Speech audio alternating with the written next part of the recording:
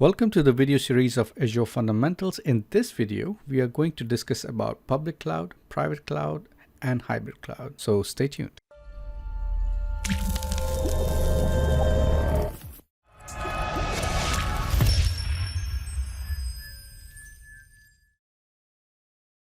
Now, depending upon your organization's size and needs, you might find that you want the features and benefits of a cloud such as Azure, but you also want the privacy of your own hosted solution. And so a private cloud might be a better solution for you, or maybe some mix between your self-hosted computing options and taking advantage of cloud computing. It's very customizable. Now let's talk about the public cloud. Public cloud is what you can just go and sign up for cloud services. You can go to Microsoft website and create an account with a credit card and you have a cloud service basically without even talking to anyone. You can do the same thing for Google and the same thing for Amazon Web Services. It's available to the public and it's available for anyone to sign up. That's basically a public cloud. When we get into the private cloud, then we are talking about its private offerings. You have to contact the cloud provider and basically they will sign you up with a contract. So there's a sales process that is involved. Typically it's a private network. So whether you own the hardware or you don't own the hardware, it's basically being provided to only your company and it's not available for anyone else. So basically you have to go through a sales process to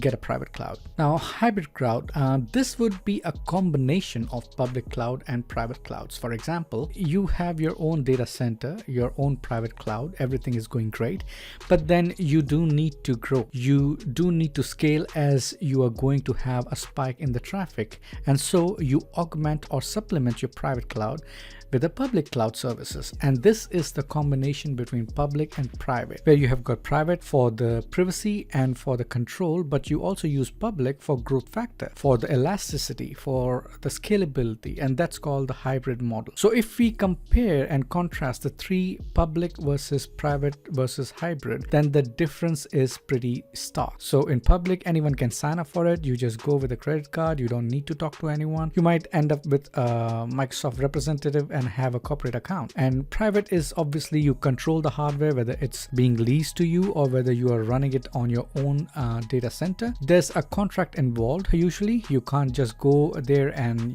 with your credit card and sign up for a private cloud. And as hybrid, as you can imagine, you are basically combining the public and the private. So this is just a concept in a nutshell for public, private, and hybrid clouds. Hope you understand. Thank you.